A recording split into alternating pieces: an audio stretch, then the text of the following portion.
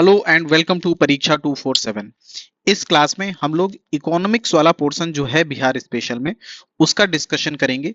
उससे रिलेटेड जो भी एग्जाम्स में पीवाईक्यूज आए हैं, ऑलरेडी जो क्वेश्चंस पूछे जा चुके हैं, उन क्वेश्चंस का डिस्कशन करेंगे और क्वेश्चंस को थोड़ा सा करंट अफेयर से रिलेट करके डिस्कशन करेंगे। ठीक है, हमने क्या किया है कि जो भी क्वेश्चंस पूछे गए हैं उनमें जो डेटा है या फिर जो फैक्ट है जो पिछले साल से रिलेटेड पूछा गया है, ठीक है, उसको 2026 या फिर 2025 के पर्सपेक्टिव से हमने अपडेट कर दिया है। ठीक है, तो आंसर उसी वजह से थोड़ा सा चेंज है, जिससे क्या होगा कि अगर इस पोर्शन से क्वेश्चंस आते हैं तो आप इजीली क्वेश्चंस को कर सकें। ठीक है, उसके अलावा आपको एक चीज और याद रखना है कि जो इकोनॉमिक्स वाला पोर्शन है इससे लगभग 10 मार्क्स का पूछा जाता है। ठीक, लेकिन ये जो 10 नंबर का है, ठीक है, इसमें क्या होता है कि 90% पोर्शन जो है ये करंट अफेयर से आता है। करंट अफेयर्स में आपको बिहार का बजट पढ़ना होता है और सेंट्रल गवर्नमेंट का बजट पढ़ना होता है। ठीक है, यही दो पोर्शन अगर आप अच्छे से कर लेते हैं तो 10 में से लगभग 7 से 8 क्वेश्चंस आप बहुत इजीली कर सकते हैं। बाकी के जो 2 से 3 क्वेश्चंस आते हैं वो थोड़ा सा कॉन्सेप्ट से आते हैं। ठीक, तो आप अगर इकोनॉमिक्स के लिए 2 से 3 दिन अगर लगभग 8 आवर्स की स्टडी कर लें तो इजीली ये 10 नंबर का जो पोर्शन है बहुत इजीली आप इसको टैकल कर सकते हैं। इस वजह से जो इकोनॉमिक्स वाला पोर्शन है एक हिसाब से लो हैंगिंग फ्रूट बन जाता है। ठीक है, तो आपको क्या करना है, आपको इकोनॉमिक्स को 2 दिन देकर, ठीक है, जो हमारा बिहार का बजट है उसे, बजट और इकोनॉमिक सर्वे दोनों, इसी तरह जो इंडिया का बजट और इकोनॉमिक सर्वे है, दोनों चीजें आपको बहुत अच्छे से करना है। जो भी डेटा एग्जाम में पूछा जाता है उसको याद करना है। उसके बाद फिर क्या करना है कि इकोनॉमी में जो, जैसे फिजिकल डेफिसिट क्या होता है, ठीक है, जैसे इन्फ्लेशन क्या होता है, ये सारी चीजों की आपको डेफिनेशंस पता होनी चाहिए। अगर इनकी डेफिनेशन भी आपको पता है तो वो जो 2 से 3 क्वेश्चंस एक्स्ट्रा आते हैं आप उनको इजीली कर सकते हैं। ठीक है, तो चलिए अपना डिस्कशन यहां से शुरू करते हैं। पहला क्वेश्चन है कि who presented the Bihar budget 2025-6, है ना, जो 2026 का बजट है उसको किसने प्रेजेंट किया वहां की लेजिस्लेटिव असेंबली में। ठीक है, यहाँ पे जो ऑप्शंस हैं, पहला है कि विजय सिन्हा, नीतीश कुमार, या फिर विजय कुमार चौधरी, या फिर सम्राट चौधरी। ठीक है, तो ये क्वेश्चन लास्ट ईयर पूछा गया था और लास्ट ईयर यहाँ पे जो करेक्ट आंसर था वो था सम्राट चौधरी, क्योंकि लास्ट ईयर तक जो बिहार के फाइनेंस मिनिस्टर थे वो थे सम्राट चौधरी। ठीक है, और जैसा कि हम लोग जानते हैं कि जो भी फाइनेंस मिनिस्टर होता है, बी इट इंडिया, इंडिया में जैसे निर्मला सीतारमन जी जो है वो फाइनेंस मिनिस्टर हैं तो बजट वो पेश करती हैं। ठीक है, ऑन बिहाफ ऑफ प्रेसिडेंट, ये भी क्वेश्चन पूछा जा चुका है कि जो फाइनेंस मिनिस्टर हैं वो किसके बिहाफ पे बजट पेश करते हैं। ठीक है, वहां की लेजिस्लेटिव असेंबली या फिर लोकसभा, जिसका भी क्वेश्चन पूछा जाए। ठीक है, तो अगर लोकसभा की बात आएगी तो लोकसभा में प्रेसिडेंट के बिहाफ पे जो वहां के फाइनेंस मिनिस्टर होंगे वो बजट को रिप्रेजेंट करेंगे। ठीक है, लोकसभा में। उसी तरह अगर लेजिस्लेटिव असेंबली की बात आएगी तो लेजिस्लेटिव असेंबली में गवर्नर के बिहाफ पे जो वहां के फाइनेंस मिनिस्टर होंगे, ठीक है, फाइनेंस मिनिस्टर, वो बजट को लेके आते हैं वहां की लेजिस्लेटिव असेंबली में। तो ये सारी चीजें बेसिक्स जो है ये पॉलिटी का, ये आपको पता होना चाहिए। उसके बाद फिर अगर डिस्कस करें कि 2025 और 26 का यहाँ पूछा गया है, ठीक है, लेकिन हमको किसका के चाहिए, 2026 और 27 का। ठीक है, तो 2026 और 27 का बजट किसने पेश किया था, तो वो आपको पता होना चाहिए कि 2026 का बजट पेश किया था वहां के जो अब के फाइनेंस मिनिस्टर हैं वो हैं विजेंद्र। ठीक है, विजेंद्र प्रसाद यादव। ठीक, तो अभी विजेंद्र प्रसाद यादव जो हैं वो बिहार के फाइनेंस मिनिस्टर हैं और उन्होंने बिहार का 2026 का बजट जो है वो लेजिस्लेटिव असेंबली में पेश किया। ठीक है, इसके बाद फिर आपको दो चीजें और इसमें याद रखनी है कि बिहार में इस समय 2 डेप्यूटी सीएम हैं। ठीक है, दोनों डेप्यूटी सीएम का आपको नाम याद रखना चाहिए। पहले ये विजेंद्र खुद हैं, ठीक है, विजेंद्र प्रसाद यादव, और दूसरे वहां के जो डिप्टी सीएम है उनका नाम है विजय विजय कुमार चौधरी। ठीक है, तो ये आपको दोनों नाम याद रखने चाहिए।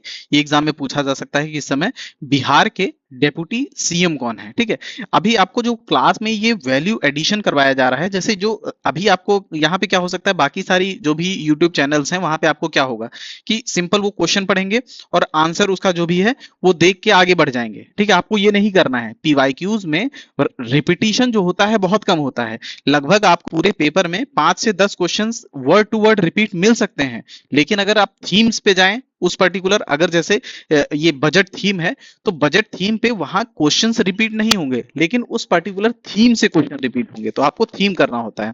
तो जो भी ये वैल्यू एडिशन करवाया जा रहा है क्लास में, ये आपको याद रखना है, ठीक है। तो यहाँ पे हम लोगों ने डिस्कशन किया कि बिहार में दो डेप्यूटी सीएम हैं आज की डेट में, पहले विजेंद्र प्रसाद यादव और दूसरा विजय कुमार चौधरी, ठीक है। दो डेप्यूटी सीएम, विजेंद्र यादव और उसके अलावा विजय कुमार चौधरी, है ना। तो ये आप दो डेप्यूटी सीएम के नाम याद रखेंगे। उसके बाद फिर आपको यहाँ पे याद रखना है कि जो नीतीश कुमार थे, है ना, नीतीश कुमार जी जो थे, ये बिहार के 10 टर्म्स सीएम रह चुके थे, ठीक है। तो इन्होंने जो लास्ट टाइम इन्होंने सीएम की जो एक हिसाब से ओथ ली थी, वो 10th टाइम ली थी। ये भी एग्जाम में पूछा जा सकता है। स्टेट पीसीएस में ये स्टैटिक क्वेश्चन जो होते हैं, फैक्चुअल क्वेश्चन, ये बहुत ज्यादा इंपॉर्टेंट हो जाते हैं। आप अगर यूपीएससी की प्रिपरेशन कर रहे होंगे तो ये सारे फैक्ट्स आपको जो है वो लगेगा कि एग्जाम पॉइंट ऑफ व्यू से इतने इंपॉर्टेंट नहीं है, लेकिन ये फैक्ट्स जो हैं ये पीसीएस में पूछे जाते हैं, ठीक है। तो आपको याद रखना है, बिहार में जो नीतीश कुमार जी थे, जो उन्होंने लास्ट टाइम सीएम की ओथ ली थी, वो 10th टाइम ओथ ली थी, ठीक है। तो वो 10 बार बिहार के चीफ मिनिस्टर रहे हैं, ठीक है। उसके अलावा अगर अभी बिहार के सीएम की बात करें तो बिहार के करंट सीएम जो हैं वो सम्राट चौधरी हैं, ठीक है। ये आपको याद रखना है, ठीक है। उसके अलावा ये भी आपको याद रखना है कि सम्राट चौधरी जो है वो 24th सीएम है बिहार के, ठीक है। तो नंबर पूछा जा सकता है, जैसे अभी कुछ साल पहले क्या हुआ था कि इन्होंने president of United states of America, उनके जो भी प्रेसिडेंट थे बाइडेन, ठीक है, उनका नंबर पूछा था कि ये कौन से नंबर के यूएसए के प्रेसिडेंट हैं, ठीक है। तो यहाँ पे जो बिहार के सीएम हैं, इनका भी नंबर पूछा जा सकता है कि किस नंबर के ये सीएम है। तो ये बिहार के 24th सीएम है, ठीक है। उसके अलावा इनका क्या है कि बिहार में एक क्वेश्चन आ चुका है कि जो नीतीश कुमार हैं, ठीक है, ये किस पर्टिकुलर डिस्ट्रिक्ट या फिर ये कहें किस विलेज से बिलोंग करते हैं, ठीक है। तो इसी वजह से आपको जो करंट के बिहार सीएम है सम्राट चौधरी, उनका आपको याद रखना है कि एक गांव है जिसका नाम है लखनपुर, ठीक है। लखनपुर ये किस डिस्ट्रिक्ट में पड़ता है? मुंगेर में, ठीक है। तो जो अभी के करंट सीएम हैं सम्राट चौधरी, वो 24th सीएम है, आपको ये याद रखना है। उसके अलावा आपको याद रखना है कि लखनपुर जो कि मुंगेर डिस्ट्रिक्ट में पड़ता है, ठीक है, वहां से ये बिलोंग करते हैं, ठीक है, ये उनका विलेज है, ठीक। तो आप यहां से आपने ये करेक्ट आंसर देख लीजिए कि अभी जो बिहार के करंट सीएम है वो श्री सम्राट चौधरी हैं। उसके अलावा जो वहां पे बजट पेश किया है वो विजेंद्र प्रसाद यादव ने पेश किया है, ठीक है। तो ये लास्ट ईयर का दिख रहा है, बट अभी आपको पता है कि हम लोगों ने डिस्कशन किया कि विजेंद्र प्रसाद यादव, है ना। तो 2026 का बजट जो है वो विजेंद्र प्रसाद यादव ने वहां की लेजिस्लेटिव असेंबली में प्रेजेंट किया, ठीक। उसके अलावा आपको एक चीज और याद रखना है कि जो यूनियन बजट था, ठीक है, यूनियन बजट 2026, ठीक है, ये हिस्ट्री में पहली बार ऐसा हुआ है कि 1 फरवरी को, ये तो हमेशा पेश ही किया जाता है 1 फरवरी को, ठीक है, बट 1 फेब इस बार जो था वो संडे था, ठीक है। तो याद रखना है आपको, 1 फेब जो था संडे था, लेकिन संडे होने के बावजूद भी ऐसा नहीं हुआ कि 2 फेब को ये लाया जाए बजट, ठीक है। 1 फेब को ही लाया गया और 1 फेब को संडे था। तो पहली बार ये हिस्ट्री में हुआ है कि हमारा बजट जो है वो 1 फेब को पेश करना था और 1 फेब को संडे था, ठीक है। तो उस डेट को एक्सटेंड नहीं किया गया, है ना। तो संडे को ही बजट जो है वो लाया गया, ठीक। उसके अलावा अगर बिहार का पूछ लेता है कि बिहार का बजट किस दिन लाया गया था, तो बिहार का जो बजट है वो लाया गया था 3 फेब को, है ना, 3 फेब 2026 को, ठीक। तो 1 फेब को आता है सेंट्रल गवर्नमेंट का बजट और 3 फेब को आता है जो है बिहार का बजट, ठीक है। और बिहार का बजट लेकर कौन आया था? विजेंद्र प्रसाद यादव, जो अभी करंट में बिहार के फाइनेंस मिनिस्टर हैं, ठीक है। उसके अलावा आपको ये भी पता होना चाहिए कि बजट का साइज क्या था, ठीक है।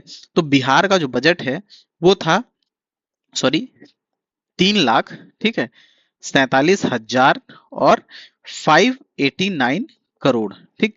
तो ये आपको बिहार का बजट का साइज याद रखना है। एक बार फिर से उसको रिवाइज कर लेते हैं, 3,47,000, ठीक है, 589 करोड़। ठीक है, तो 2026 का जो बजट है वो, उसमें जो बजट का साइज है वो कितना है, 3,47,589 करोड़। ठीक है, ये जो डेटा है आपको मेमोराइज करना है। रीजन बीइंग ये प्रीवियस ईयर में ऑलरेडी पूछा जा चुका है कि बिहार के बजट का साइज क्या था। ठीक है, तो 2026 का जो बजट है उसका साइज है 3,47,589 करोड़ रुपीस। ठीक, इसके अलावा आपको एक चीज और याद रखना है जो एग्जाम पॉइंट ऑफ व्यू से थोड़ा सा इंपॉर्टेंट है, कि जो सम्राट चौधरी जो करंट बिहार के सीएम हैं, ठीक है, ये किस लेजिस्लेटिव असेंबली सीट से इलेक्ट होके आए हैं वहां की लेजिस्लेटिव असेंबली में। ठीक है, तो ये तारापुर सीट से, कहां से, तारापुर सीट है ना, और तारापुर सीट जो है वो पड़ती है मुंगेर में।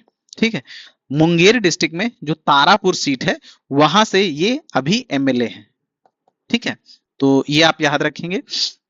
तो यहाँ पे हम लोगों ने बहुत डिटेल में डिस्कशन किया है। ठीक है, क्वेश्चन एक पूछा गया था लेकिन हम लोगों ने लगभग 8 से 10 फैक्ट्स यहाँ पे याद कर लिए हैं। तो ये सारे फैक्ट्स आप याद रखेंगे। देखिए, वीडियो में आपको बहुत सारी चीजें यहाँ पे डिस्कस कराई जाती हैं, लिखने में थोड़ा सा टाइम जाता है, तो इस वजह से आपको क्लास को एटलीस्ट 1.5x पे देखना है और क्लास को एटलीस्ट 2 बार देखना है। ठीक, और डिस्क्रिप्शन में आपको टेलीग्राम ग्रुप का लिंक प्रोवाइड कर दिया जाएगा, वहां से जाके आप ये पीडीएफ को डाउनलोड कर सकते हैं, बाद में रिवीजन कर सकते हैं। उसके बाद फिर हम लोग अगला क्वेश्चन देखेंगे। अगला क्वेश्चन है, अगले क्वेश्चन में कह रहा है कि which of the following statement is are correct about Bihar economic performance in 2023-24। ठीक है, तो 2023-24 के पर्सपेक्टिव से क्वेश्चन है। देखिए, शुरुआत के जो 4-5 क्वेश्चंस हैं वहां पे हम क्वेश्चंस में अपडेशन नहीं करवा पाए हैं, तो इनको हम बस आंसर में अपडेट करवा देंगे। बाकी के जो आगे की क्वेश्चंस हैं, ठीक है, उनका हम लोगों ने डेटा चेंज कर दिया। जैसे क्या किया है, यहाँ पे जो 2023-24 लिखा है, यहाँ इसको हमने 25-26 के हिसाब से कर दिया है, या फिर 26-27 के हिसाब से कर दिया है। अकॉर्डिंगली जो अंदर डेटा है उसको भी हम लोगों ने ऑप्शन में चेंज कर दिया है, तो वहां पे आपको ज्यादा दिमाग लगाने की जरूरत नहीं होगी। ये शुरुआत के जो 4-5 क्वेश्चन है इसमें थोड़ा सा बियर कर लीजिए। ठीक है, तो इसमें पूछा गया है कि क्या करेक्ट है कि बिहार की इकोनॉमिक परफॉर्मेंस 2023-24 के परस्पेक्टिव से। ठीक है, तो उस टाइम पे ये तीनों ही स्टेटमेंट जो हैं वो सही थे। ठीक है, यहाँ पे इस वजह से इसका डिस्कशन नहीं कर रहे हैं, बट जो करेक्ट चीजें हैं, ठीक है, उनको हम थोड़ा सा डिस्कशन कर लेंगे। जैसे क्या है कि इसमें कह रहा है कि Bihar per capita state domestic product at current price increased by 12.8% इन 2023-24। ठीक है, तो बिल्कुल सही था।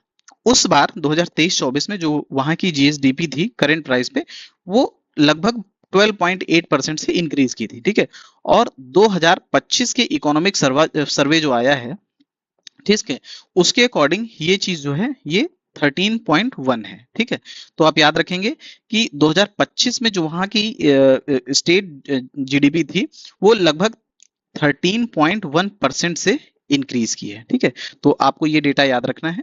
उसके बाद फिर यहाँ पे जो सेकंड ऑप्शन है कि the estimated share of tertiary sector in Bihar GSVA constant price in 2023-24 was 58.6%। ठीक है, तो एक हिसाब से वहां कर रहे हैं कि वहां का जो जीएसवीए था, ठीक है, उसमें जो बिहार का टर्सरी सेक्टर है, जो सर्विस सेक्टर है, उसका शेयर लगभग 58% था। ठीक है, तो ये चीज आज की डेट में जो है 58% से बढ़कर 60.2% हो गई है। ठीक है, तो अभी के लिए आपको डेटा याद रखना है कि बिहार में जो वहां का सर्विस सेक्टर है उसका सबसे ज्यादा कंट्रीब्यूशन है, और ज्यादा कंट्रीब्यूशन में भी कितना है, मतलब आप सोचो कि लगभग 60% जो है वो टर्शरी सेक्टर मतलब सर्विस सेक्टर जो है वो शेयर रखता है। और आपको ये चीज जान के थोड़ा सा और भी ताज्जुब होगा कि उसके बाद जो एग्रीकल्चर सेक्टर है और जो मैन्युफैक्चरिंग सेक्टर है, ठीक है, एग्रीकल्चर को प्राइमरी सेक्टर बोलते हैं, मैन्युफैक्चरिंग सेक्टर को जो है सेकेंडरी सेक्टर बोलते हैं, और जो ये सर्विस सेक्टर है इसको हम लोग टर्शरी सेक्टर बोलते हैं। ठीक है, ये आपको पता होगा। उसके बाद फिर अब जो एग्रीकल्चर सेक्टर है और जो मैन्युफैक्चरिंग सेक्टर है ये लगभग बराबर बराबर है। ठीक है, तो दोनों जो है वो 20% लगभग कंट्रीब्यूट करते हैं। ठीक है, इसमें थोड़ा सा ये है कि मैन्युफैक्चरिंग सेक्टर थोड़ा सा कम है एग्रीकल्चर के कंपैरिजन में, लेकिन लगभग दोनों का जो है शेयर वहां पे सेम रहता है। ठीक है, तो यहां से आप याद रखेंगे ये सारी चीजें। आप मतलब मेनली यहाँ पे आपको जो याद करना है, 2 चीजें याद करना है कि बिहार की जो स्टेट की जीडीपी है वो पिछले साल के कंपैरिजन में 13.1% इंक्रीज हुई है। ये कहां से हमको डेटा पता चलता है, इकोनॉमिक सर्वे 2025 से। ठीक है, बिहार के इकोनॉमिक सर्वे 2025 जो है वहां से पता चलता है। ठीक, इसके साथ आप एक चीज और याद रखेंगे, जो बिहार में इकोनॉमिक सर्वे जो था, ठीक है, वो पहली बार 2006 में प्रेजेंट किया गया था, ठीक है। और इसको किसने प्रेजेंट किया था, ये भी क्वेश्चन पूछा जा चुका है। तो वो सुशील कुमार मोदी जो थे, ठीक है, उन्होंने पहली बार बिहार का इकोनॉमिक सर्वे 2006 में वहां की लेजिस्लेटिव असेंबली में जो है वो पेश किया था, ठीक है। तो यहां से आप ये चीजें याद रखेंगे। देखिए यहां भी आपने 3 से 4 जो है वैल्यू एडिशन कर लिए हैं, ठीक है। तो अगर इस पर्टिकुलर थीम से क्वेश्चन आता है तो बहुत इजीली आप इसको करेक्ट कर सकते हैं। बस ये है कि आपको लगभग 2 बार इसका रिवीजन करना पड़ेगा। उसके बाद फिर आप इसका यहाँ पे करेक्ट आंसर दे सकते हैं। बट ये जो आंसर थे ये लास्ट टू लास्ट ईयर के लिए करेक्ट थे। आज के पर्सपेक्टिव से जो भी है वो हम लोगों ने लास्ट अभी डिस्कशन कर लिया है। उसके बाद फिर हम अगला क्वेश्चन देखते हैं कि how is the physical deficit, ठीक है, एस्टिमेटेड इन बिहार ड्यूरिंग 2021 और 22, ठीक है। तो 2021-22 में वहां का फिजिकल डेफिसिट कितना था, ठीक है। पहली बात तो आपको पता होना चाहिए कि फिजिकल डेफिसिट होता क्या है, ठीक है। तो फिजिकल डेफिसिट क्या होता है कि जो टोटल एक्सपेंडिचर होता है, ठीक है, जो टोटल एक्सपेंडिचर होता है उसमें से अगर हम जो गवर्नमेंट की टोटल इनकम होती है, ठीक है, उसको अगर माइनस कर दें तो हमारा जो भी रिमेनिंग अमाउंट आएगा, ठीक है, उसी को हम बोलते हैं फिस्कल डेफिसिट, ठीक है। आपको याद रखना है कि टोटल इनकम में हम जो बोरोइंग्स होती हैं या फिर जो लोन्स होते हैं उनको ऐड नहीं करते हैं, ठीक। गवर्नमेंट की टोटल जो एक्सपेंडिचर है, जितना गवर्नमेंट एक साल में अगले खर्च करने वाली है या फिर करेगी, है ना, वो किसमें, उसमें से हम क्या माइनस करेंगे, जो भी गवर्नमेंट की इनकम है उसको जब माइनस करेंगे तो जो हमारे पास वैल्यू आती है उसी को हम लोग फिस्कल डेफिसिट बोलते हैं, ठीक है। और इनकम में हम जो भी बोरोइंग्स हैं, जो भी लोन्स हैं, जो गवर्नमेंट लोन लेती है, उन सारी चीजों को ऐड नहीं करते हैं, ठीक। अगर 2026 की बात करें, ठीक है, तो जो गवर्नमेंट का फिस्कल डेफिसिट था, ठीक है, वो कितना था, 39,111 करोड़, ठीक है। तो ये आपको डेटा याद रखना है, ठीक है। तो 39,000 जो है ये 111 करोड़ जो है फिस्कल डेफिसिट होने वाला है, जो कि कितना है, बिहार के बजट का केवल 2.99% है, ठीक। और आपको याद रखना है, आपने पढ़ा होगा, अगर इकोनॉमिक्स की क्लासेस की हैं तो उसमें आपने पढ़ा होगा कि एक एफआरबीएम एक्ट है, एफआरबीएम एक्ट कब का है, ये भी क्वेश्चन आ जाता है। तो ये 2013 का है, ठीक है। तो एफआरबीएम एक्ट 2013 का जो एक एक्ट है, ये मैंडेट करता है कि आपके स्टेट का या फिर सेंटर का जो भी फिस्कल डेफिसिट है, ये शुड बी लेस देन 3%, है ना। तो 3% से कम होना चाहिए। तो इस वजह से हम देखेंगे कि बिहार का जो अभी फिस्कल डेफिसिट एस्टिमेटेड है कितना है, 2.99%, ठीक है। तो एक हिसाब से बहुत रोजी पिक्चर ये दिखा दी गई है कि 2.99% है, बिहार में कोई भी फिस्कल डेफिसिट होता ही नहीं है। लेकिन क्या होता है, देखिए फरवरी में बजट आता है, ठीक है, फरवरी में बजट आता है, उसके बाद फिर 1 अप्रैल से लेकर अगली 31 मार्च तक वो बजट जो है एक हिसाब से वो चलता है, उस स्टेट में वो इंप्लीमेंट होता है। फिर क्या होता है कि लास्ट के मंथ में फिर से एस्टिमेटेड बजट फिर से पेश किया जाता है, ठीक। तो जो 2025 का बजट था, है ना, लास्ट ईयर का, अभी हम लोग 2026 के बजट की डिस्कशन कर रहे हैं, लेकिन जो 2025 का बजट था उसमें जो जैसे बताया गया था फिस्कल डेफिसिट, ठीक है, वो लगभग 3% के आसपास था। लेकिन एट द एंड साल में जाते जाते वो जो फिस्कल डेफिसिट था वो बढ़ के 11.8% हो गया था स्टेट की, ठीक है, जीडीपी के हिसाब से, ठीक है। तो स्टेट की जीडीपी बोलते हैं जीएसडीपी, है ना। तो स्टेट की जीएसडीपी के 11.8% लास्ट ईयर हो गया था बिहार का फिस्कल डेफिसिट, ठीक। तो अभी जो 2.99% बताया गया है ये बढ़ के लास्ट में ज्यादा हो जाएगा, लेकिन क्योंकि अभी ये लोग बजट को रिप्रेजेंट कर रहे हैं तो चीजें जो है थोड़ा सा रोजी रोजी दिखा देते हैं, ठीक।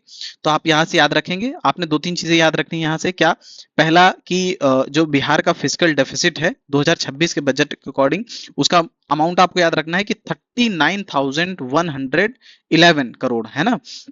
और ये बिहार के बजट का 2.99% होगा, जो कि एफआरबीएम एक्ट जो 2013 का है उसके अकॉर्डिंग जो मैंडेट किया गया है 3%, उससे कम होना चाहिए, तो 3% से कम है ना।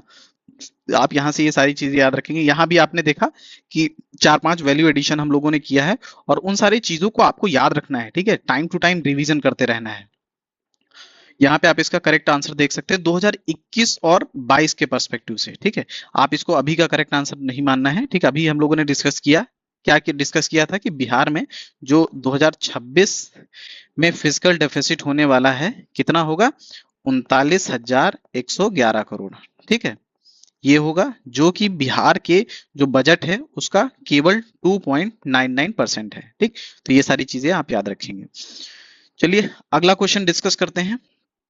अगला क्वेश्चन है कि which sector received the highest allocation in Bihar budget 2024-25। ठीक है, तो 2024-25 में जो एजुकेशन सेक्टर था बिहार में उसको सबसे ज्यादा हाईएस्ट एलोकेशन मिला था। ठीक, और अगर हम बात करें 2026 की तो सेम चीज रिपीट हुई है।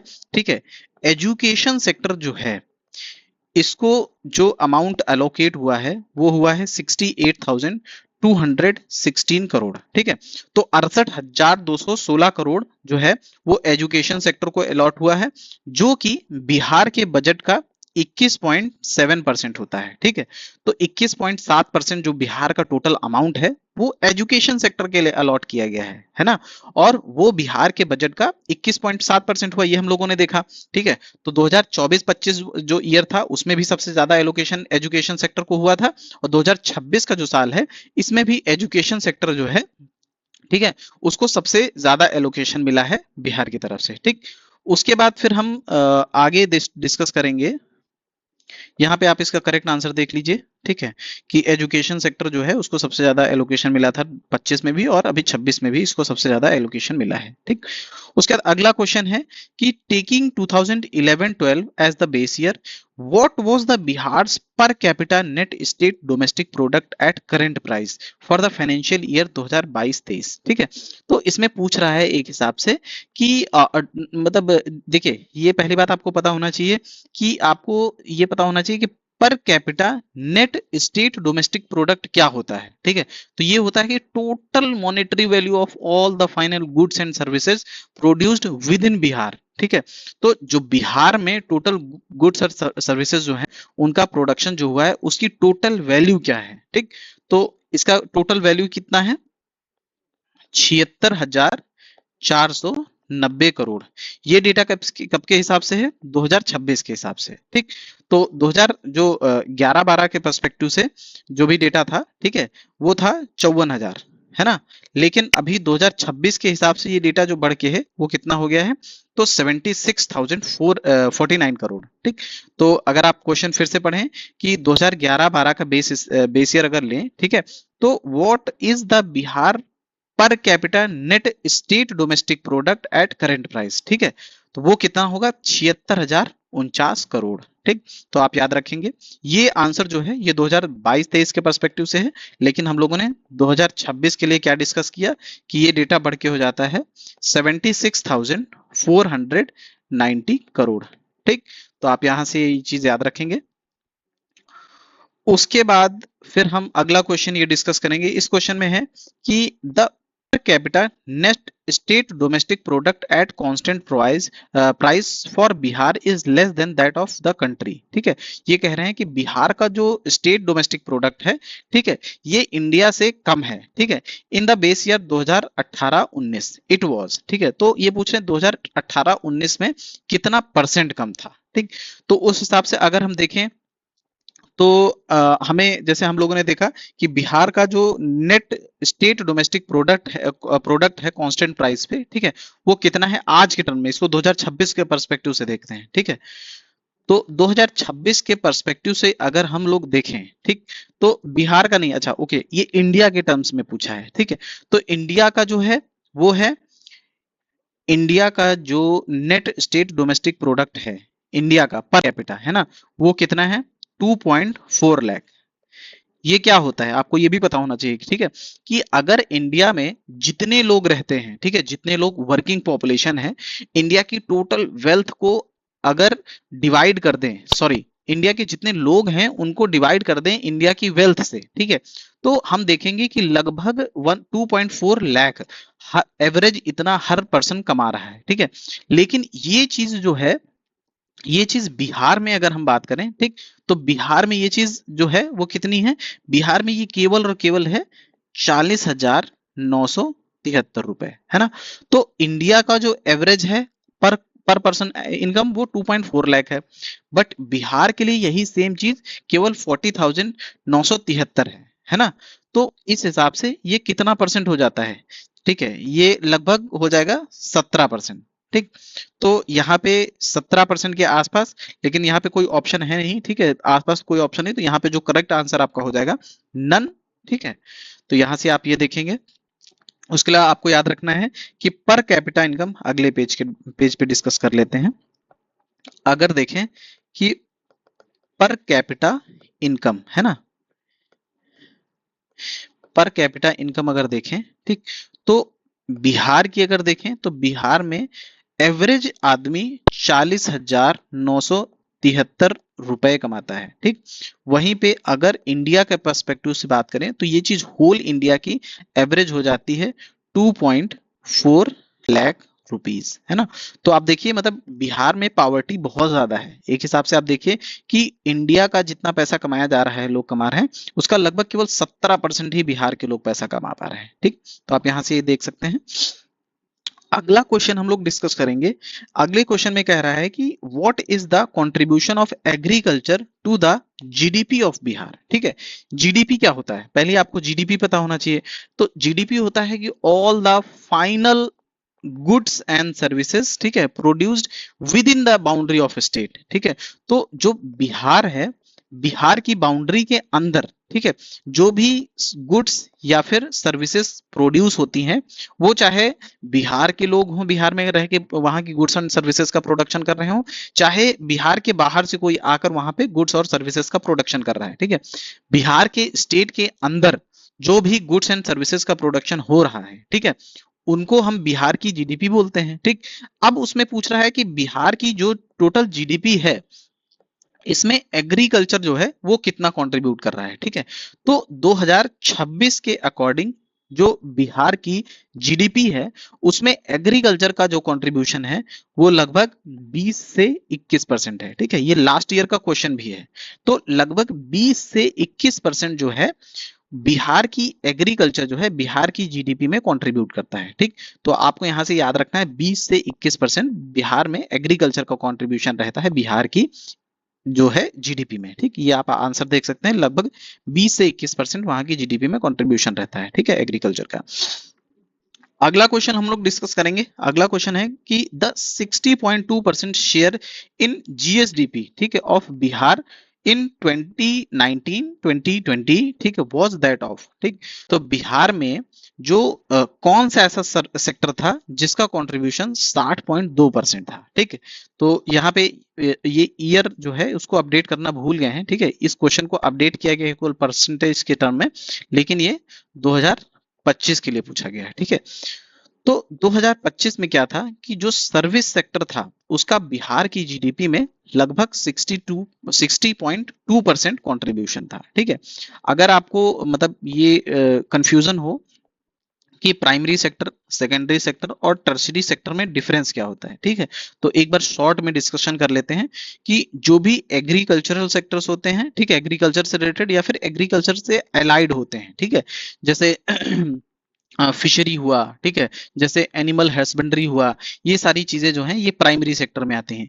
इसके अलावा जो भी रॉ मटेरियल से रिलेटेड चीजें होती हैं, किसी चीज का भी रॉ मटेरियल, ठीक है, वो प्राइमरी सेक्टर में आता है। इसी तरीके जो अनऑर्गेनाइज्ड सेक्टर होता है, ठीक है, कोई भी जैसे लेबर फोर्स है, ठीक है, ये प्राइमरी सेक्टर का पार्ट है। ठीक है, ये क्योंकि जैसे क्या होता है कि ये कहीं भी इसका काउंट नहीं होता है। ठीक है, ऐसे ही जो लोग जैसे रोड के किनारे रेडी वगैरह लगाते हैं, ठीक है, ये अनऑर्गेनाइज सेक्टर हुआ, तो ये प्राइमरी सेक्टर का पार्ट हो जाता है।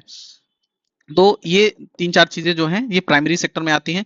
इसी तरह फिर सेकेंडरी सेक्टर में मेनली जो मैन्युफैक्चरिंग है, ठीक है, वो आता है। ठीक है, इसके अलावा जो भी चीजों का प्रोसेस किया जाता है, ठीक है, प्रोसेसिंग का मतलब क्या हुआ, प्रोसेसिंग का मतलब हुआ कि जैसे मखाना है, मखाना का प्रोडक्शन हुआ, लेकिन उसके बाद फिर उसको अगर प्रोसेस करके पैकेज करके ये सारी चीजें किया जाए, ठीक है, तो ये सेकेंडरी सेक्टर में आ जाएगा।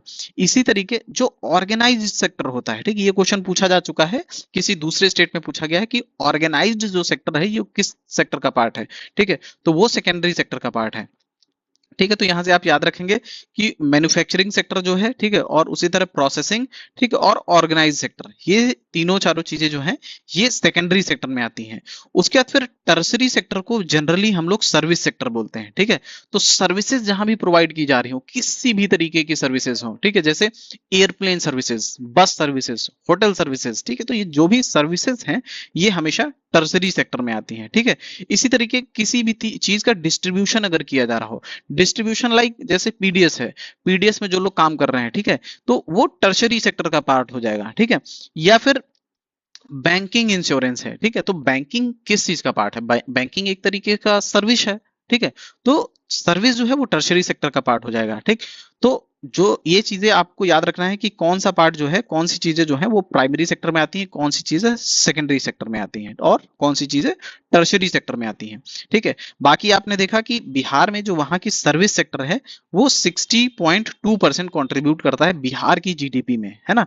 ये आप यहाँ पे उसका करेक्ट आंसर देख सकते हैं। साथ में आपको ये भी जैसे पता होना चाहिए कि अब जो आपका टर्सरी सेक्टर हुआ, ठीक है, उसका कंट्रीब्यूशन हम लोगों ने देखा कि 62.2% है वहां की जीडीपी में। ठीक, इसके बाद फिर आपको पता होना कि जो एग्रीकल्चर है, ठीक है, मतलब प्राइमरी सेक्टर है, प्राइमरी सेक्टर का कंट्रीब्यूशन बिहार की स्टेट जीडीपी में 20% रहता है। ठीक है, हम लोगों ने लास्ट क्वेश्चन में डिस्कस किया कि 20 से 21% जो एग्रीकल्चर का शेयर है वो वहां की जीडीपी में रहता है। सिमिलरली जो मैन्युफैक्चरिंग सेक्टर है, ठीक है, मैन्युफैक्चरिंग सेक्टर मतलब जो वहां का, सॉरी, सेकेंडरी सेक्टर है ना, वो बिहार की जीडीपी में लगभग 19.8 से लेके 20% कॉन्ट्रीब्यूट करता है। ठीक, तो आप ये सेक्टर वाइज याद रखेंगे, बहुत इंपॉर्टेंट है, क्वेश्चन में मतलब ये चीज पूछी जा सकती है एग्जाम में।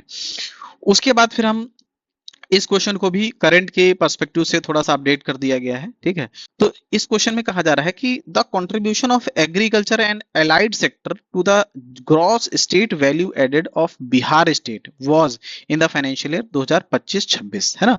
तो जो बिहार का इकोनॉमिक सर्वे है उसमें ये चीज मेंशन की गई है कि जो एग्रीकल्चर सेक्टर है उसका लगभग 20 से 21% बिहार की जीडीपी में कंट्रीब्यूशन रहता है। ठीक है, हम लोगों ने भी ये पिछले क्वेश्चन में भी डिस्कस किया है, तो यहाँ पे जो करेक्ट आंसर हो जाएगा आपका ऑप्शन डी हो जाएगा, 20 से 21%, है ना। उसके बाद फिर अगला क्वेश्चन हम लोग ये यहाँ पे इसका करेक्ट आंसर देख सकते हैं। अगला क्वेश्चन है कि which state has the lowest per capita income in India at the current price. ठीक है, तो हम लोगों ने अभी पिछले क्वेश्चन में एक डिस्कस किया था कि जो पर कैपिटा इनकम है, ठीक है, जो पर कैपिटा इनकम है, अगर बिहार की बात किया जाए तो बिहार में ये है 40,973 रुपीज, है ना। और अगर इंडिया की बात किया जाए तो सेम अमाउंट बढ़ के हो जाता है 2.4 लाख रुपीज, है ना।